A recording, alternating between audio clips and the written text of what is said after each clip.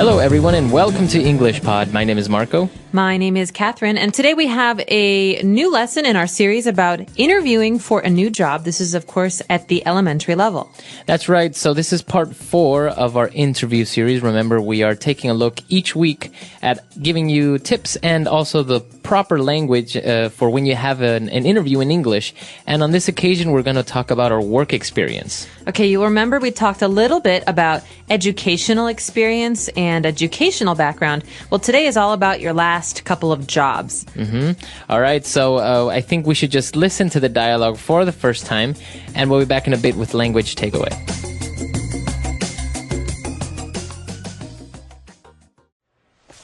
Right, Rebecca. Now I see that after graduating from university, your first job was... for a local paper in York called the York Herald. Actually, I started with them as an intern. I was really keen on getting some experience in journalism, and this seemed like a good first step. Certainly. And after your internship? They seemed impressed and offered me a position as a junior local news reporter. I ended up staying 2 years there, actually. I was in charge of the sports news section of the newspaper. I really enjoyed it there, and it really helped me build my skills. Yes, I see. But you decided to leave them in 2006, right? Yes, that's right. My husband and I moved to London, and so I managed to find a position with a national newspaper based in London. The London Weekly, right? Yes. In some ways, it was a step down from my previous job, but it did offer me much better prospects for the future. All right, we're back. So now we've picked out a couple of key words, and we're going to take a look at those now on Language Takeaway. Language takeaway. So, Marco, a lot of people don't start out as a professional with a job. They have something else first. What is this? That's right. A very popular way to begin your work experience. You become an intern, or you work as an intern. Okay, so the name of the job, we could say, is intern. I'm an intern, or he's an intern at my company. Exactly. So usually interns work at a company. Usually they're not paid. And or if they are, it's a very, very little pay. And the purpose of an internship, or to work as an intern, is to gain experience. That's right. So it's basically like a study opportunity for a job that you know you want. I could be an intern at a media company, and I could learn all about media, but it's not really a full job. Exactly. And usually it serves as an opportunity to maybe continue working at that company in a full-time job. So you become an intern, and the noun or what you are doing is called an internship. So I'm an intern, but what I have is an internship. Right. It's like saying I have a job. I have an internship, but I am an intern. Exactly. All right, so we've covered those 2 words. Now, let's move on to when she's describing her work experience in the York Herald, and she described it as a very good first step. Okay, so a first step, you think about your foot, your step, you're moving. It means the very first thing you do when you're heading in some direction. Right, and professionally, I guess your first steps are maybe becoming an intern. Right, or you could say my first step was working in the mail room at this big movie studio, but later I became, famous movie producer. Exactly. So that's kind of like the way that you begin your professional life. And, then they started talking about the newspapers, and actually Rebecca was offered a position as a junior local news reporter. Okay, so junior means usually lower ranking or not experienced. Someone who is just starting out. And of course, after junior, we have senior. Right. So a senior news reporter is someone who's worked for many, many years as a reporter. Usually, I guess, a junior news reporter would make less money than a senior news reporter. Exactly. You could also say junior executive or senior executive. Junior manager. These are ways of describing length of experience. And in this case, she's junior, but what kind of job does she have? Well, she is a news reporter for local issues. Okay, so she's a local news reporter. Now, what exactly does that mean if you're a local news reporter or for local issues? Well, if I live in Chicago and I'm a local news reporter, I only write or report the news about Chicago. Okay. It's a way of describing the things in my area. So it's the opposite of our next phrase, national. news reporter. Okay, so if you are a national news reporter or a national manager of maybe a company, then that means that you oversee things in the whole country. That's right. So local is my city or my county, but in the case of national, we're talking about the whole country. Nation, national. So national is an adjective. But we could even go further than this. What if I am a reporter and I talk about foreign countries? I talk about France and South Africa and even Iceland. Then I guess you would be an international news reporter. Exactly. And I guess also at the executive level, you can have an international marketing manager, right? That's right. International marketing manager, national marketing manager. These are very important ways to divide work, to say he is the international manager, here's the national manager. This tells you the kind of the size of this person's job. Exactly. Okay. So now more or less you know how these jobs can be divided: junior, senior, national, local, etc. So I think we should go back to the dialogue. Let's listen to this dialogue again, and we'll be back in a bit.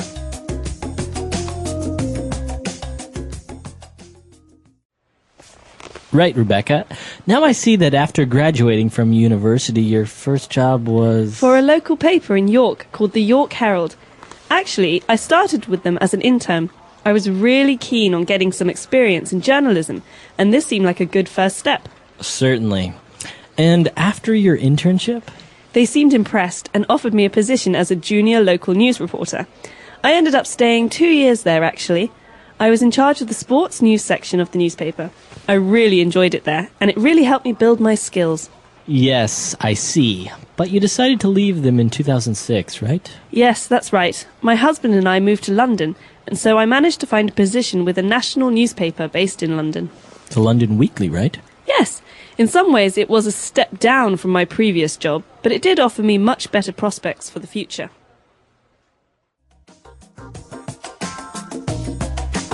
All right, so now let's start with a couple of phrases and phrasal verbs on Fluency Builder. Fluency Builder. Okay, in today's dialogue, we heard a lot of really wonderful phrases, Marco. Some of them are ways of making your experiences sound better, more professional even. For example, this first one, Rebecca's talking about her first job in New York, and she says, I was in charge of the sports news section. In charge of. So that phrase, I was in charge of, or to be in charge of, what does this describe? This describes responsibility. Basically, she's saying, I was responsible for, or I had to manage the sports news section. She's taking credit for this job that was important. Okay, so this is a key phrase because this is the typical phrase that you use to describe your responsibilities or to describe what you did in your previous job position or your previous job.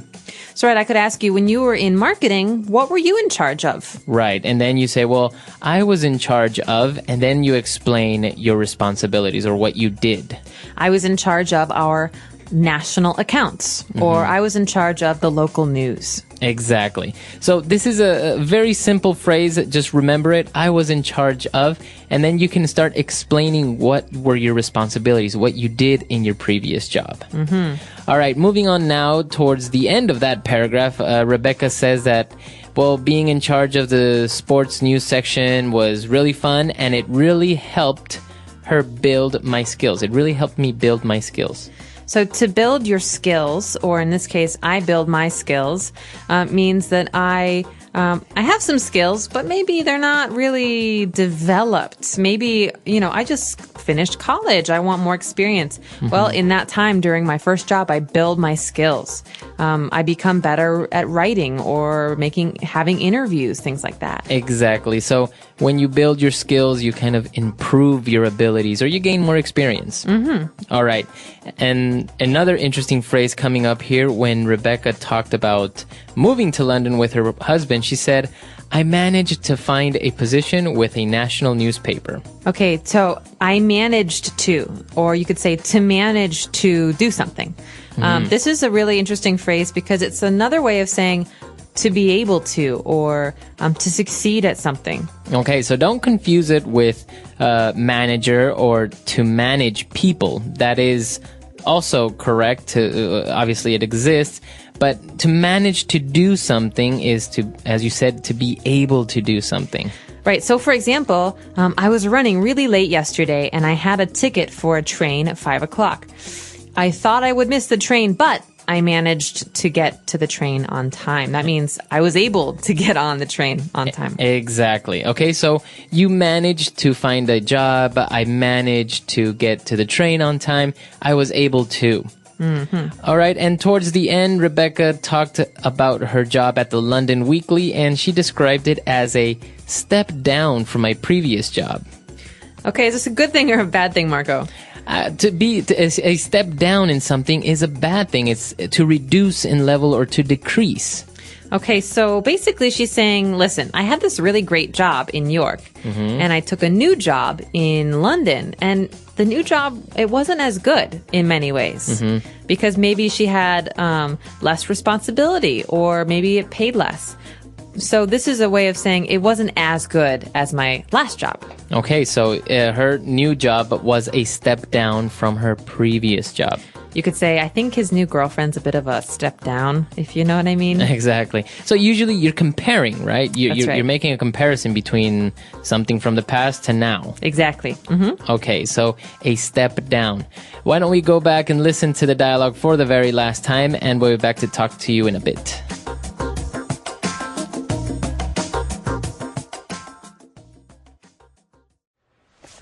Right, Rebecca.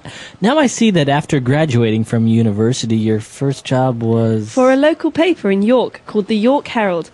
Actually, I started with them as an intern. I was really keen on getting some experience in journalism, and this seemed like a good first step.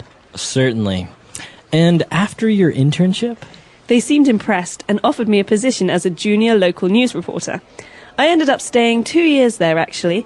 I was in charge of the sports news section of the newspaper. I really enjoyed it there, and it really helped me build my skills.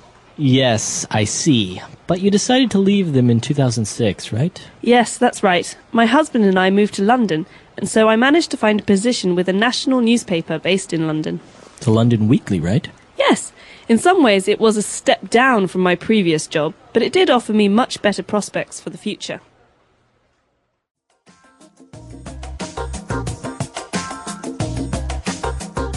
All right, so talking about internships and interns, it seems that usually they get, it's not very exciting to become an intern because it ends up that the office people just make you, make coffee or copies and stuff like that. You're not really gaining much work experience. That is the reputation in the United States for internships. So basically, when you agree to do an internship, sometimes you have to apply to do an internship. Mm-hmm. It's a very long process.